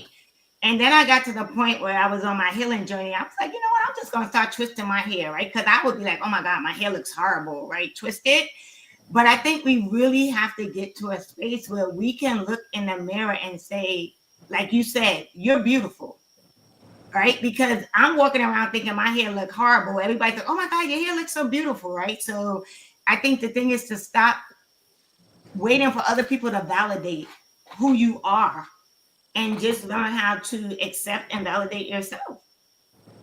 I agree. I agree. And I want to bring somebody up to the platform so that as we dig into this conversation, Soul Speak says, and be in the right mind space in case you don't have support. Mhm. That's right. Like you said, you're both saying the same thing. And I love that it's complimenting each other about. She had another good comment up there too. Yep. So Speaks, I'm gonna pop back to. She says, yes, love, that's it. I'm gonna pull that up in a second. Let me just bring up our special guest on tonight. She is known as Lolly's Talk. She has her own. She goes live on TikTok. She's one of my TikTok sisters, and I appreciate her. I invited her tonight to come on because she is a lover of fashion and. Just about being positivity and embracing herself along her own journey of physicality, you know, from being where you were to where you want to be. So welcome to the platform. My sister Bernadette is in the building. How are you, beautiful? I'm finding you. I'm sorry if I sound stuffy, but I'm well. How's everyone doing? Good, Wow. good. Good. Good. It's okay. It's that time of the year. We are all suffering. I get it. The pollen outside my house looks like it's snowing. So Yeah. I feel you. But I'm just glad that you can make it on tonight. We are talking about, and please, guys, please, man, please, sir, if you don't mind, while we're pausing, if you could just take 2 seconds and just hit that thumbs up button, we'd appreciate it so very much. Tonight, we are talking about this topic of this statement of back-ended compliment of pretty for a big girl. And what we're talking about is self-image and self-imaging. And we were going to talk about body shaming, but we decided that we don't want to give any more light to body shaming. And we're going to talk about it from the other side, which is about body confidence and doing the self-work and how to address these back-ended compliments when we get them. So I want to leave some space for you, Bernadette, to jump in, share your thoughts so far. Bernadette is amazing. I was drawn to her. Well, we're friends on TikTok. We connected in different space, but I saw a post that she did where it's like doing a photo shoot. I'm not sure if it was a photo shoot, but she had on every kind of outfit you could imagine. And I loved every bit of confidence that she was showing. I mean, from the zebra print to the hot pink to all of that. So share your thoughts on this topic and anything else that you want to add to. I know you're just coming in, but I want to give you space to do so before we go to rock. You know, it is a really good topic. And I would say on my own journey, my personal journey, it took time for me to adjust to where my body is now. You know, I didn't grow up where weight was an issue. And so with that, and I went through, you know, I shared some of my history on my live, but I went through cancer. And in that process, I lost my hair. I gained weight because I was on prednisone. You know, everything came, it was like it was overnight. I watched myself change in the mirror. So after cancer, you know, if you take chemo and radiation, it changes your body. It changes your body. And I had weight. I didn't know how to deal with that. I didn't want to shop for myself. I love fashion. I have always loved fashion. But I even got to the point, I'm like, I don't want to wear this. My mom, at my adult age, my big age, my mom had to shop for me. Because I could not, what I used to wear and what I was wearing, I was like, no, I didn't know how to see myself in that mirror as I was. I didn't have my hair anymore. So one day I just broke down. I'm like, God, you're going to have to help me through this process. You're going to have to let me learn to love me again from the inside out and utilize this. I started wearing my bald head. That was my start. I took off the wig and I started washing, and it was crazy. My dad thought I was crazy, but I was washing my head, shampooing it, conditioning it, everything like I had hair. But You it sure was did. part of me, and I had to welcome it. I started, dressing again, and I gradually took baby steps, and I started to welcome myself back. And the honey, I had the backhanded little judgments, the little things they would say, especially with your hair growing back. Oh, you walking around bald headed. Okay. Or you gained weight. Okay. But I'm here. Right. Come on, say it again. That's right. And that's how I had to start looking at it. So that's how I just started gradually just welcoming myself to that person at that time. And that, I went through the fluctuation of weight here and there. And Mm-hmm. now I'm comfortable with in who I am. I'm comfortable in my size. I thank God that I'm healthy. I thank God that I'm here. I've been in remission for years, and I Amen. use it as a testimony. So really my platform is I welcome all women at all sizes, because even if you're small, if you don't love yourself, it don't make a difference. Come on, sis. It does not make a difference. I've seen small women. They are here. Think about it. The surgeries they're getting now Yeah. to get bigger breasts, to get bigger butts, to get bigger lips. You're never going to be happy. Yep. It's all about loving you where you're at now. And Mm-hmm. I love it. I love it. I love it. Our fellow TikTok sister Soul Speaks Akila says, yes, sis, show up for yourself. And she also says, yes, walk in our boldness. I totally agree. No matter who you are, no matter what you are, no matter where you are, every day, again, as long as you're showing up as your best self, you got to walk. If you don't walking in your boldness while you have, and I know this may sound crazy, while you have some insecurities. Yep. This is where you got to start building up your confidence. This is how you come out of those insecurities. Because the voices that speak to you, that tell you what you're not, you got to find a word that counteracts that to tell you what you are. And I love what you said, sis. She said, but I'm here. Yep, that's it. That's one way to remedy these back-ended compliments. Be like, yep, I am. And like she said, and I'm here, And I love that. I absolutely love that. She said, I will stop commenting. No, please don't stop commenting. Come comment and comment some more. Please do. I love it. We are here for it. Don't stop. Don't stop. And that's why I always say your boldness. That's why my theme is your boldness, beauty, and uniqueness. Yes, walk in our boldness. So, Rock, tell us for the men what that journey is like. Like, do y'all go through, and I'm sure just as people, you go through, women, we're more emotional. We do, I don't want to say we're more emotional. Our emotions come out differently. But for you as a man, having gone through, like you talked about that major weight loss that you've experienced, oh, I'm sorry. Hold on. Wait a minute. Soul Speaks Akila. My sis said, I need some models for my curvy women's boutique. Well, girl, that's all you had to say. I will show up. What? I used to model back in the day. That was another thing. See, they talk about these little plus size models that like us, size 10. Baby, we not talking about that. Don't play with it. Size 10, get out of here. You're not a part of the plus size nation. You can't be in the fluffy nation. We got it. Me and Bernadette, we got you. We coming through. Okay, we have got you. So anyone, listen, my sis Soul Speaks Akila, she gonna put her information in there so you can reach out to her and find out how you can offer or put your services up to help her model for some curvy women. I got you, sis. Listen, just tell me when and where. I'm there. But Rock, I want to ask you,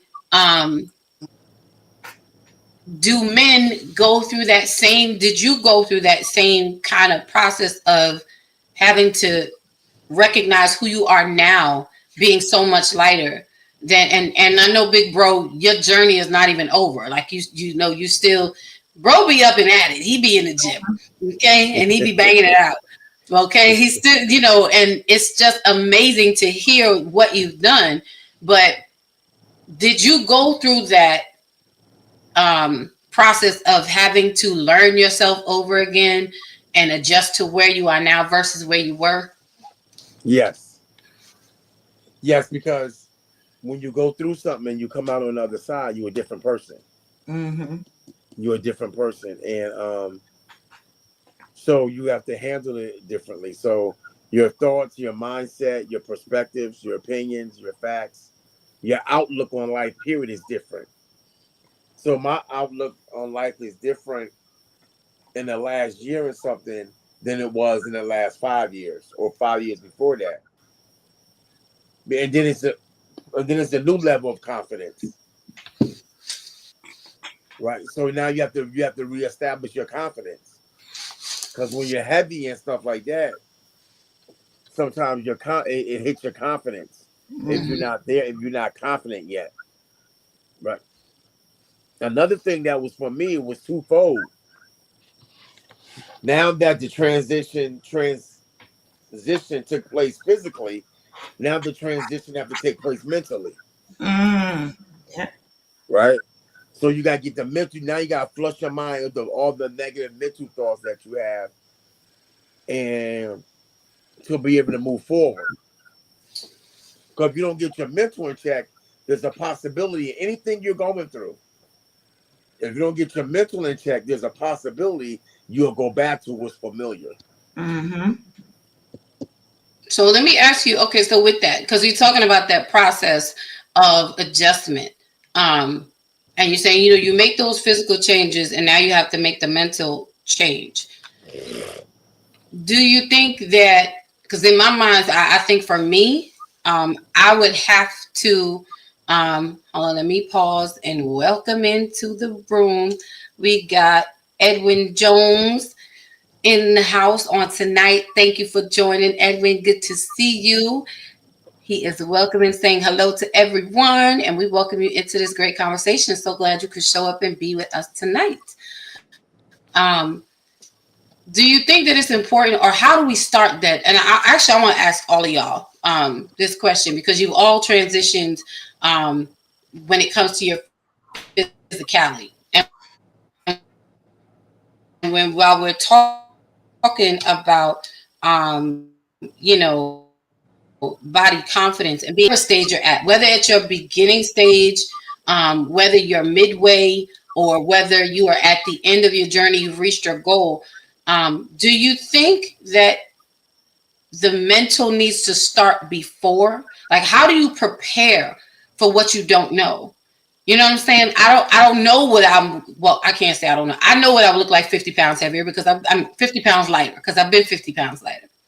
But when you're introducing yourself to someone that you've never been, like, how do you prepare? How did you prepare to embrace yourself as you went along that journey? Or did you prepare mentally? How did you, do that? I know for me, I bought a dress that was in the size that I want, this bad dress that I love. It was in the size that I want it to be. So that was my motivation. And I would hang it on the back of my door so I could see it every day. So when I didn't feel like doing something, it would motivate me, because we have those days where you have to talk to yourself, as Coach Pache would say. I'd say self, and self say, and you have this personal conversation. So it's important that you keep something before you, for me, so that you can keep yourself motivated to meet that goal, because it is hard to prepare mentally for something that you have not seen, or you don't know what it's like. So how did you guys do it? I want to start with Bernadette, then go to Theo, and then go to Rock. Well, when I did gain weight, I didn't have time to prepare, because mine came at medical. So I didn't have time to prepare for what I was going to look like. I had no idea. After that, I had to, like I said, adjust to the aftermath of being ill. Now, once I got to where I was comfortable and able to start losing the weight, gaining the weight, I didn't go back down to where I used to be, but I got to a weight that was comfortable and healthy for me. Now, with that, in that journey, I already knew what I looked like at a certain size. So my motivation is always my health first, that I feel good. The next thing is the internal prepares how I had to look at it. I think you always have to prepare yourself mentally before any journey you take. Because I always said, I didn't know what my body was going to react like, how much weight I was going to be able to lose, because my body had went through so much. So what I did, I said, I want to get to where I'm healthy and I feel good. I feel good. That's what I did. I had to feel good. I didn't go try to be a size 9, 10 again. I didn't put a size on it. I didn't put a number on it. I put to where I felt good, I was healthy, and I felt good for myself.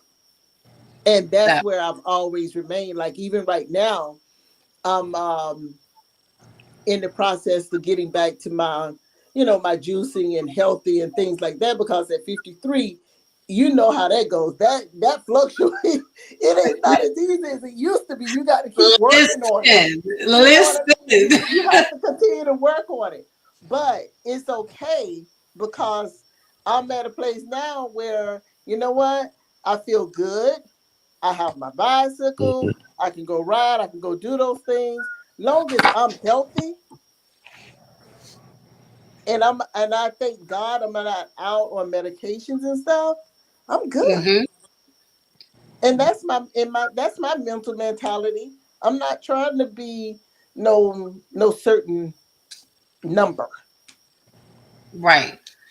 You can't, because you don't know what it's going to be like. We're talking about body, and you do have to learn that. You have to be open to it and don't box yourself in. Like you said, you don't know where your body is going to land. No. You don't know. And you have to go by how you're feeling. And I would tell any woman, when you start getting into that menopausal age, come on, talk about it. Get ready for the shift. Child. Because it's nuts over here. It's different. Yeah. Way different. I don't even know how to mentally prepare for this. It's the season. It is a season. I wish somebody would have warned me, but it just happens. Before we go to Theo, I want to read some comments, and I hope you're gleaning from what Bernadette shared. Eric says, the mental is very important when you're doing a lifestyle change. That's right. You have to make up your mind, number one, and you think you have to be realistic about the process. You didn't change. It didn't happen overnight. So the change back is not going to happen overnight. You have to definitely give yourself grace in between these stages. Evan says, what, you're 50 pounds lighter? No, I'm not 50 pounds lighter right now. This is the heaviest I've ever been. I was saying, I know what I look like when I was 50 pounds lighter. I was sharing, part of my weight gain or physicality is because, like Bernadette, I went through cancer. I suffered through it. And additionally, there's a hormone imbalance that I have that, again, can't help it. It's what it is, so going through cancer takes you through a lot of things. People don't realize, like Bernadette was saying, when you go through chemo and radiation, those things, everybody does not drop weight. As you would think, it become like a skeleton. Some people tend, you will gain. Medications, like I said, prednisone will cause you to gain. And because it changes your cell structure and all that, cancer changes it one way, radiation, chemo changes another way, medication changes it another way. For me, it just got to the point I got tired of being a pincushion and being up and down. And I was like, I don't want to do none of this no more. Let me just level out. My body's going to do what it does. So just let it be. So I was just saying, for me, my goal in being honest is, I want to get back to that 50 pound lighter me, because that's when I felt better, and in trying now at this mid-50s menopausal age, that's another shift you got to go through with women. Your hormones are all over the place and trying to work with them. So yeah, no, I'm not 50 pounds lighter now. This is the heaviest I've ever been or ever will be. But I'm working towards getting the other 50 off because that's where I want to be. I will still be pretty for a big girl, even 50 pounds lighter. But so no one has, Could you stop saying that? no one has to. This is the name of the show. See, look, it's bothering my Theo. Y'all know I keep it real. Y'all know I keep look, it is what it is. We're gonna talk about it. I told you I'm the toxic inside. I am the antidote inside. Okay. Yeah, I was right. I'm still gonna be that. But the thing is, I'm gonna be pretty. Period. That's all. I'm just gonna be pretty. Period. Okay. Edwin says I'm a former track star. Yet when I got hurt, I had to go to physical therapy. He says mentality did change because mentality did cause one's depression. He says, however, I'm a no limit soldier. I mean, hey, do what you gotta do. Like, you gotta keep it pushing. And he also says menopause. What? Yep, menopause. Menopause is really real. Eric says that menopause shift is real. Listen, you just experiencing it from the outside.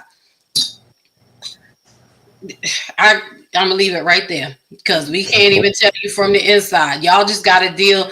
We don't mean it. It's not our fault. So let me say sorry to every man, every child, every dog, cat, goldfish, and ant that has to deal with us when we're going through menopause. We don't mean it. We don't even want to deal with it. You know, it's a lot, but it is a real thing. It affects your hormones, and that affects everything. The way that you think. Sometimes you can't think. Your emotions, all of that stuff, it does. Evan says, sorry to hear about the big C. Thank you. No, listen, I'm here. You know, like Bernadette said, thank you. I appreciate that. But yep, that's what I'm saying. Like, you never know why a person is in the body that they're in. And yet we make these judgments. Like, someone would think that I have a problem with my weight. I'm just glad to be here. Yeah. You know, and if this is the size that I had to be here in, then this is the size I would be here in, but I'm just glad to be here. And I have a witness to my journey and my struggle, because in the comments, as y'all know, Eric is, you know, this is my ex-husband and father of my child.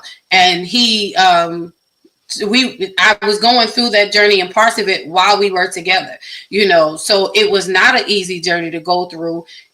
It was a difficult experience to go through, and it even extended till after I had my son. It got to the point where I stopped even telling my family about some of the struggles and things because it was a lot, you know. But again, you never know why a person is in the body that they're in, so we can't make judgments on people just by their appearance. Get to know the person. And those of us who are of the thicker Snicker Nation, don't feel that you have to explain or validate or, you know, give an excuse as to why. Just be you and live your life the way that you live it. Oh, here you go. Eric, see, there he goes. Eric says, Dawn has always walked with confidence. So no matter what the situation was, I have tried. Thank you, E. I have tried to keep my head up through it all.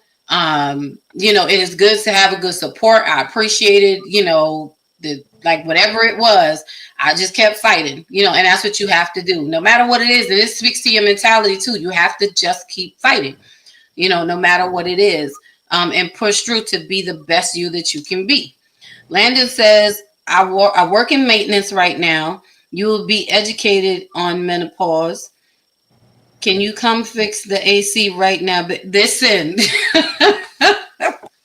he's like, well, when you having those hot flashes, right? You will work in maintenance when you are someone who's going through menopause, because you will have to put the air on, but you'll have the blankets and you have 1 foot out with just the big toe with a sock on it.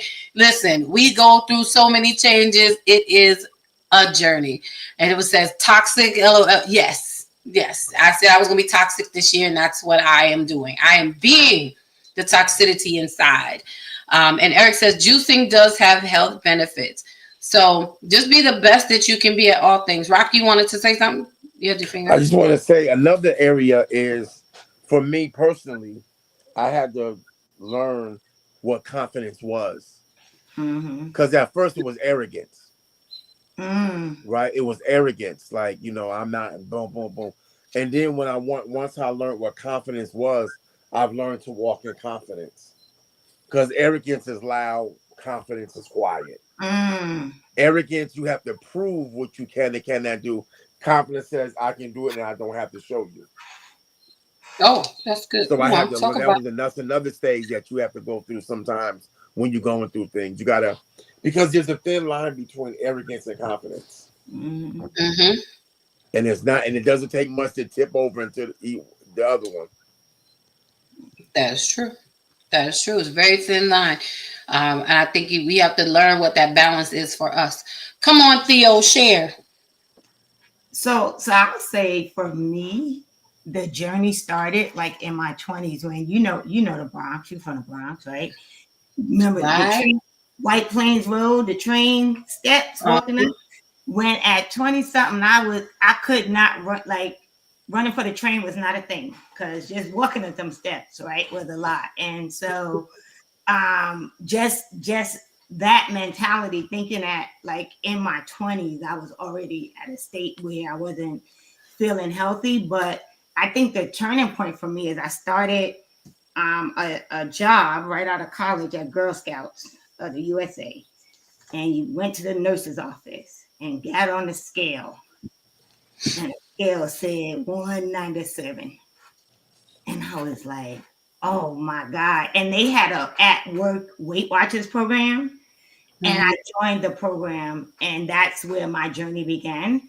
And for me, I think the biggest thing for me has been since I've lost weight and, I kept it off for 8 years, became a Weight Watchers leader, right? All of that. And then, life happens and you gain some back. But I think for me, the biggest thing is I'm really intentional about moderation. I don't believe in deprivation. You're not going to find me. I'm not the girl that's going to do, you can't eat this diet.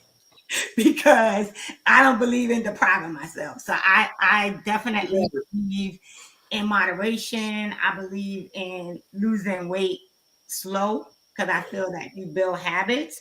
But I also am an avid, I love to work out. That became part of my journey. As I was losing my weight, I started working out. And so now for me, anybody that knows me, I'm a Peloton girl, or I'm part of the Peloton cult, right? So so I am working out, 6 times a week, right? Doing something, walking, spinning, strength. And so for me, I think it's really about just being healthy. I really, whatever, Edwin, I really, He's from Brooklyn. That's why. That's what the beef is. That's why I said whatever. They are cousins. Exactly. They're just a train ride away. Right. For me, it's really about being healthy. So like you said, I'm not really focused on the scale. Like, there was a time where I was focused on numbers. Now it's just about feeling good in my clothes, right? If I feel good in my clothes and feeling healthy, right? Because the other thing is also, I have individuals in my family who live very long, and I'm hoping that God will allow me to do the same. And so having a 97-year-old aunt who still bowls, right, in a league, and a 100-year-old aunt, right, also motivates me to just take care of myself and be healthy. Because there's a potential that I could live that long, and I want to be like them. I want to be able to still get around, still be in their right mind, like. My 97-year-old aunt inspires me. This woman, I call this woman, where you been? Oh, I just came back from bowling. Like she bowls twice a week in the league. Right? Come on, man. So, for me, it really is about just being healthy. But I have had to work, like I did have to work on that mental piece, right? Because there came a point where life did get in the way and I started gaining back some of the weight that I lost. Right. And I had to really work on that. I had to really not, because I think one of the worst things we can do is beat ourselves up. Yeah, right? Definitely. And get into this mode of where you just start, you're harder on yourself than anybody else. Right. And so for me, even now, like you said, 59, approaching 60, my main goal is just maintaining my health. All right. And so, yes, I work out. So honestly, when you look at me, you wouldn't know that I'm the weight that I am because I'm toned. Right. So, but for me, it's about heart health. It's about, not being a diabetic. Right. Because so for me right now, it really is about the choices I make. I'm intentional about making choices that are going to make sure that I am healthy. Right. And that's good because those are the things that we need to do. And again, we're talking about being body confident, and not looking for other people to validate or speak that life into you that you need. You need not be ashamed of who you are. We were having a battle, just sidebar of the boroughs, in the comments section. What is this Brooklyn stuff going on over here? Edwin is a Brooklyn boy. He's a Brooklyn boy. He's BK. We're BX. It's still NYC. We cousins. We keep telling y'all that. Y'all, you ain't got to be mad, but the Bronx is. What I always say to people from Brooklyn, the one thing about the Bronx, we don't have to let you know who we are because we know who we are. Right. Put some respect on our name. That's why we don't have to go around and be like the Bronx. Like the Brooklyn, they have to let you know. They're from Brooklyn. They're from Brooklyn. Right. And the Bronx is the Bronx. It's not just Bronx. It's the Bronx. We got respect. You got to put respect on it, period. We know it's not Canarsie and all these other little places. It's just the Bronx. Right. It's just where we from. It's where we at. It's what it's doing. But thank you guys for all of the input that you guys have shared. Eric said, boom, that's right. We in the place, baby, every day, all day. We make it do what it do. Edwin said, BX is toned. What? Y'all will get to know Edwin. You will get to know him. As you see, he's quite a character. So with all that you guys have shared, it leads into this point of self-work. And I hope that as we're talking about these things, they know BX boo. BX is where it's at. While we're talking about these things, that it is helping those who are listening. And again, it's whatever it is. It doesn't have to be whether you're a big girl, a big guy, short, dark skin, super light, really thin. Someone is always going to find something, whatever that back-ended compliment is that seems to happen in your life, or you seem to hear. We want to help you to dismiss them from leaving any residue in your life. Also, in learning how to address it so that it doesn't leave you feeling like there's something wrong with you. Don't let it be the last voice that's in your head, and know that that's their issues that they are trying to project onto you. Yeah. If you think someone is beautiful or pretty or handsome, no matter what they are, when you are looking at them, you're seeing them in their totality. You don't have to point out what may be you sometimes are surprised that you find someone who is a larger person, beautiful, or a shorter man, handsome, or a darker woman, pretty, or a lighter, short man, attractive. That is the shock factor. That part. And this is why people mention it. You're bringing up the fact that this person caught my eye, but they're not particularly what I would have on my list. My preference, right. Right. Mm-hmm.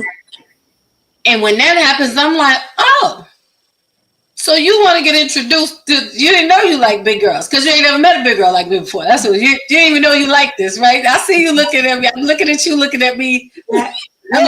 And that's the truth. Like you just said that, right? It's them having the realization that, oh my God, I can't believe I'm attracted to whatever it is. Or whatever it is. Mm-hmm. Right? Listen, I didn't know that big girls came packaged this way. Well, welcome. I didn't know that dark-skinned women came packaged this way. Well, hello. I didn't know that short men, was showing up like that. Glad to meet you. Learn something new today. Learn something new.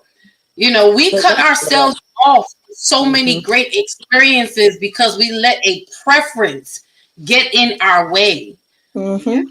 you got it. You can still keep your preference and be true to yourself, but still open yourself up to the experience of learning someone else and learning something different. You might find you have not experienced these things. Mhm. We are all people, no matter what package we come in, which I appreciate the fact our difference is what makes the world, so beautiful. So whoever you are and whatever you are, be confident in who you are. Give yourself the compliment of the day. Yeah. No one else can do it. And that speaks to your self-work. And each one of you was sharing a little bit on that. And I want to go back around and start with Bernadette, and then we're gonna go to Rock, let him, because he's been in the corner. And then we're gonna here we go. Edwin says, I'm 5'1" height, yet I date light skinned and brown skinned women only. Edwin is not 5'1". I don't care what he says. He's not 5'1". Every week is something. Well, it's only 2 weeks, but it feels like forever. You're right. You know him automatically, right? He's just that woman. He's not 5'1", but that's his preference, and that's okay. We all have our preferences. Yeah, And that's all right. Preference and standard are different. exactly. Yeah. But you still got to be open to something different, because sometimes you miss out on something that might be really good for you. And it could just be a good friend. It could just be a good friend. So you got to be open. I want to transition into that point of self-work.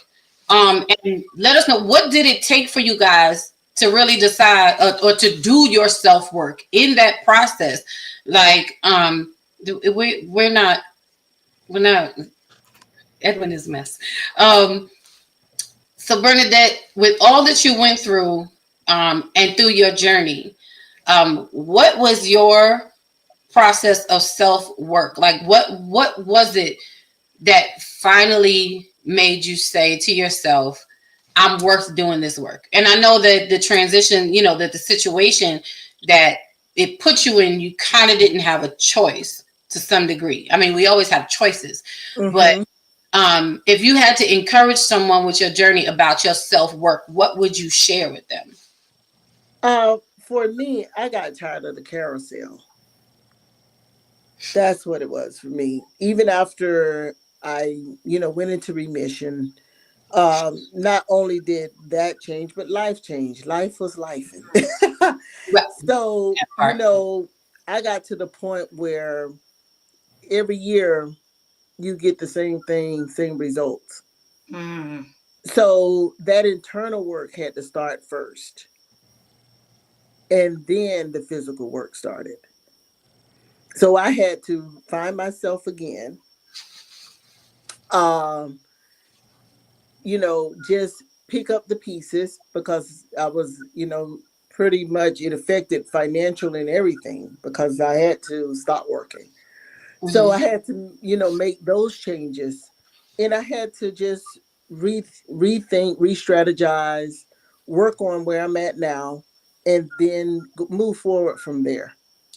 So I had to just put in that work internal first, and to see where Bernadette is right now, and go from there. All right. And then I start working the physical. Y'all heard it here. Do the internal work first. Bernadette did the internal work. She had to it has to come first, because I always say nothing changes if you don't change your mindset. That's right. Yeah. Pastor Sheila says, when nothing changes, nothing changes. Exactly. That's my wake-up call. Come on, Rob. What was your self-work journey like? If you had to encourage some men today on I would say, which I believe is critical, and I believe we need to be more careful and more intentional with, we need to learn how to compliment not only one another, but even compliment when we're complimenting women. Stop saying you look good for this, you look good for that. Even if you don't know how to do a compliment, just be quiet. Right. And it's critical, because somebody could come to me and say, well, you look good for a big guy. An hour later, I might not even remember what they said.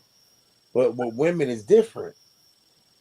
And we as men, we got to learn how to compliment, and we have to learn how to, support them physically.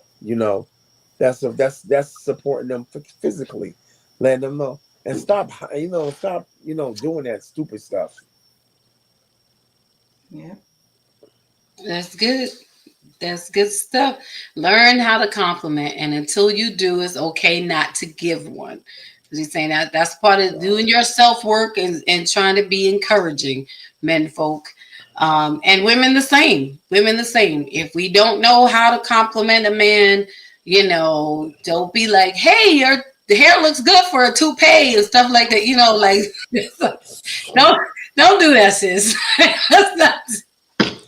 A toupee. I'm just saying, whatever. Or you handsome for a 5'1" dude. Like how's his life down there? Don't do that. That's not good. You know what I'm saying? Let's not do that. Let's learn to be kind.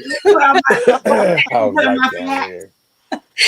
Edward said, yes, financially, I took a low blow too because of my accident. It's very heartbreaking. Yeah, everybody is in a situation, like I said, life is life, and having to deal with those low and hard blows and then recover and get back to a standard or a quality of life that you were once used to. Sometimes we may never get there, but as we got to get back up, and you have to doing that self work is really hard. Eric is laughing at me. I'm just saying. Y'all know. I say the stuff people think and want to say but won't say, but I'm gonna say it. That's right. Because it needs to be said. I told you I'm toxic. And you got the mic. And I do. See that? I keep telling you. It's a hot mess. Yes, I am. Yes, I am. And you all love me, and I've always been this way. And but you are reformed. I am reformed. Now imagine this is the reform me. So can you imagine what life was like before the Reformation? Oh my goodness! Exactly. Eric also says, if you have nothing good to say, don't say nothing at all, and that's true. Exactly. And that's true. We have to learn. Yes, I am a hot mess. I said that I would be the toxic this year. I told y'all, and I'm keeping my word. So, as he is still laughing because he knows me very well. Yes, I am. And I'm proud. So, Theo, let's talk about the self-work and that journey, and how could you encourage someone in doing their self-work? I mean, I think for me, it was like Bernadette said, right? One, it was a mental shift. I just got tired of being tired of not being able to move and the way I wanted to move, not being able to wear what I wanted to wear. But it was a mental journey. Like I had to really do it for myself. That's the other thing, right? You have to do it for yourself, and you have to have your why. Like I think Rock mentioned earlier, right? Being able to play with his children or grandchildren, right? And so I would say to anybody, in anything that you do, weight or anything, any type of goal you have to have an anchor. What's your why? What's your purpose? Why are you trying to do it? And it has to be for you. It can't be for anybody else. Like at the time that I did my journey, I was married, and I was married to a chef, right? So that was another part, right? It was really being disciplined and being intentional about wanting it for myself, because I could come home at any time and dinner was a spread, right? Like and he was Hispanic, so I had, he loved starch. It would be rice and potatoes, and it was these hefty meals. And I had to make it up in my mind that this was for me. I was going to be, before I even knew that I was an intentional person, because now, I move with intention. You know how I move now. But Even before then, it really had to be, this is for you, not for anybody else. So I think one, you have to know why you're doing it. And it's important to have an anchor. Like, what is your reason? Whether it's health, whether it's to look good, whatever, whether it's you just want to go on vacation and get into a bikini, but you do have to have an anchor, something that's going to keep you focused on that goal that you're working towards. All right. Have an anchor. That's good stuff. And remember your why. Edwin says, I'm 25 pounds overweight, not good. It might not be good today. But she said, have your why and have your anchor. And life for you. Yeah. And you have to be ready. You can't beat yourself up. Like, that's the other thing. You're gonna have good days and you're gonna have bad days. I will tell you, there are days when I'm like, you know what? I want some mint chocolate chip gelato. Right? I go and satisfy that craving, because if I don't, then when I finally eat it, I'm gonna go overboard. The other thing I do is I don't keep snacks in my house, because if I want something, if I want a cookie or if I want something, I have to consciously, intentionally think about putting on my clothes, getting in my car, and driving to the store. And by the time I think about it, I'm like, you know what? I don't really want that. I don't really need it. But there are some days when I'm like, you know what? I really want that. I really need that. I'm going to throw on some sweats and sneakers and I'm going to the store. Right? But the one thing I don't do is I don't beat myself up about it. Right. It's just, you can't let it be a process, right? Because we're going to all have those days where we just want what we want. But let it be that day. Don't let it be the next day and the next day and the next day and the next day, because then you kind of get out of control. Right. So, in satisfying it in the small moment will avoid you from having bigger moments, and just dealing with that. Everyone says, I need a chef. You're lucky, because I do eat a lot of TV dinners. Well, see, first thing is changing the diet, Right. And that, we all have to set our goals, be honest about assessing where we are and where we want to be, and then setting the proper plan to get there. Nanda says, glad a sister mentioned having her bike at 32. I made my mind up. Having a bicycle, rollerblades routine will be beneficial as age. Who's 32? As we age. I don't know. She's 59, y'all.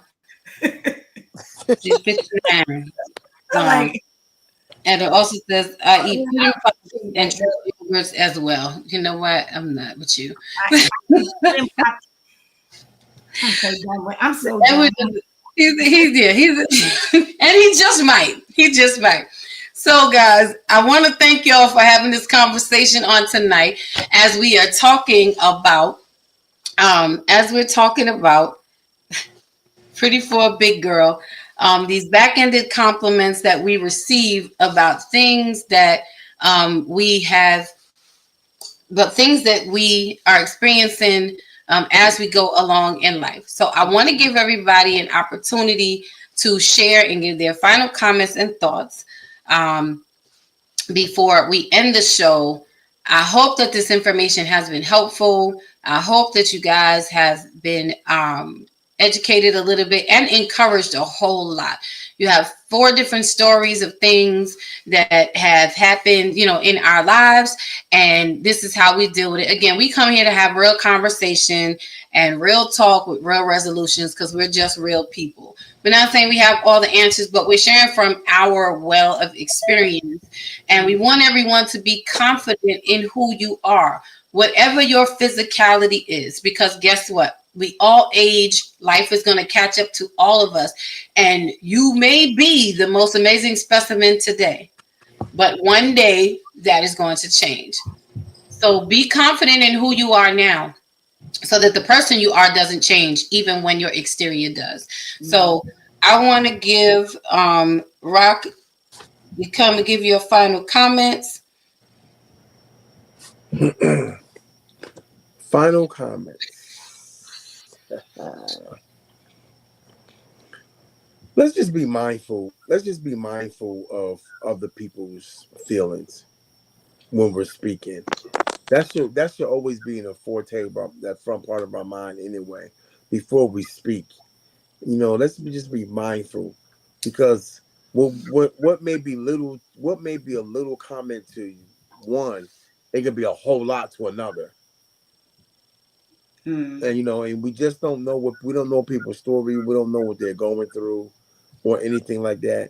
So we just have to be, with our compliments, we just have to know what we're doing and saying, and be polite and courteous with it. And if someone says that they're offended, correct it immediately. Don't be like, oh, I'm just playing. Oh, I'll just give you a compliment. You don't not take a compliment. No, that's not that. You're pouring oil on the, you pouring gas on the fire. Correct it immediately. When I apologize, my bad. So let's just be mindful. That's good. That's good. Be mindful. Be kind and be mindful. And when you're mindful, you will be kind. Let's go to Coach Theo for her final comments. And then I want to go to our guest for the first time, but not her last time, Bernadette, after that. So come on, Coach Theo, give them some final encouraging comments on tonight. So I would say exactly what Rock said, and I think what Eric said as well, right? If you don't have anything good to say, don't say anything at all, right? But I would also say is you don't know what people are going through. So you also need to be careful of whatever comments or statements that you make. And then the last thing that I will say is we all have the ability to rewrite our narrative. And so we have to decide what it is that we want out of life, right? And if we're not sure, we need to get the help in order to determine that. And then you have to be intentional about rewriting your narrative, whether it's losing weight, whether it's reaching a goal, whether it's writing a book, whatever it is. We all have the ability to make the choice to make a change, because nothing changes if nothing changes. That's right. That's good stuff. Come on, Bernadette. Give your final thoughts and comments, and please tell the people where they can find you. I'm telling you, go over to TikTok and go support her page. Like I said, she loves fashion. I'm gonna let her tell it, but I encourage you to take some fashion tips from her, because the pictures I saw are beautiful and amazing. And listen, it will boost your confidence. Come on, Bernadette, and share.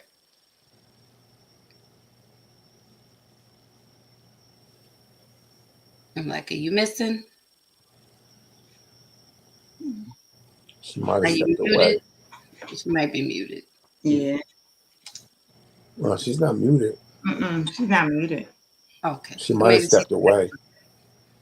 Possibly. All right. Well, I encourage you to go over to TikTok. Her name is Lalise Talks, Lalisa Talks. She has an amazing page. I'm so glad that she came to be a part of this conversation on tonight. Sometimes we don't know how to dress up what we have, which is ourselves. So I feel like on my worst days, I usually dress my best. That's when people know. You're like, you look so nice. You look really pretty, and I like that dress. And they have no idea that is the day that I feel my absolute worst. Do that intentionally, because when I get my outer, if my inner is not okay today, it's okay, and I don't force it. But I will do a little extra on my exterior, so that when I go see myself, I start feeling better about what I'm seeing, and then that starts to lift my spirit on the inside. Bernadette, you back? Okay, maybe not yet. Edwin has his final thoughts and comments that he wants to lend to the show, so we're going to let him. He says, now I'm encouraged to find a private soul food chef as my final thoughts. Well, we're glad that you could do that. I can't, y'all. I cannot. I can't. But yes, and yes. You're not muted. Okay. Not muted. I want to give space for you to have your final thoughts and comments, Bernadette. We weren't hearing you. Yes, we hear you now. Okay, I don't know what happened. No, I was saying that I do have two TikToks. I have Lilise, that's the fashion page, Lilise Fashion, and then I have Lilise Talk. And both of them is the Lilise page is to, build that curvy girl fashion. That's what that page is all about, your own boldness, beauty, and uniqueness. Lilise Talk is about healing from the inside out. So definitely I welcome you all to the page. I go live 3 times a week on the Lilise Talk page, and we have real discussions. Real discussions. Yes. But my final words is, you don't know, like someone said earlier, you don't know someone's life. You don't know, that could be you. That's how I always think about it. That can be you. You can be that size 7, 8, whatever, at your best shape, best in shape, and your world can change overnight. So that's where that confidence in yourself internally starts. So no matter what you look like on the outside, you have to love yourself from the inside out, because it can change overnight. And that's important. And that's definitely what I leave with anyone, because no matter at what size I ever was, I had to love Bernadette from the inside out. Mm-hmm. And even comments or whatever was made during that time, I had to learn to love me and learn me. So know yourself. Mm-hmm. And know your self-worth. And if you want to lose weight or whatever it may be, like she said earlier, whatever you want to do in life, you can change your narrative. That's right. You can change your narrative. And no matter what, long as you're breathing, you can make the change. That's it. I love it. I love it. And I thank you for it. And I hope you guys go over there to her pages on TikTok. This is my sis. Okay. So y'all go and you support her. And I just definitely want to thank everyone for their shares on tonight. Our conversation topics are never just as simple as our topics. So we appreciate you showing up on tonight. We appreciate you being in the building. And I think for my last thoughts and comments, I would just say, as Pastor Sheila says, and as we said tonight, when nothing changes, nothing changes. But make sure whatever changes that you're making them for your better health, not just physically, but mentally, emotionally, and spiritually. Know that you are beautiful no matter what phase, no matter what stage that you are in. Count yourself as amazing. Know that you are worth it every day, all day, and twice on the weekends. I say to everyone, go be great. Okay. And continue on your journey of just being amazing at who you are and at what you do. So I hope month of May has been encouraging to you ladies. We salute you, but now we have to get ready for the men. So June is all about our men folk. We have some great conversations lined up. We have some great hosts coming in. We're going to start it off with my friend Melvin Phillips Jr. is going to come on. He's an author. He wrote a book. I'm divorced. Now what? Do I have it? Yes, I do. Have it right here. I'm divorced. Now what? You can find it on bookpatch.com. That's a good one. Yeah, he's going to talk about this journey of divorce and what happens after that. Now what? Yeah. Now what do I do? Where do I go? How do I reset? So he has some co-authors in there with him. So I hope you guys will come on and join us. And then for the rest of the month, I don't want to give it away. Just make sure that you like, subscribe, and like, share, subscribe to the page so that you don't miss a thing. So I want to wish everyone a great night. Happy Thursday. Enjoy your weekend. Don't forget, tune in on Mondays at 7 p.m. for Mondays Beyond the Mic with Dr. Elaine and me, your Lady Dawn B, as your co-host. And then I'll see you back here on Thursday.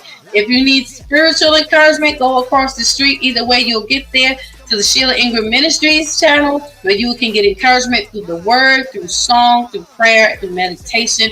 It's all over there. You guys have a great night. We appreciate you, and we will see you again soon.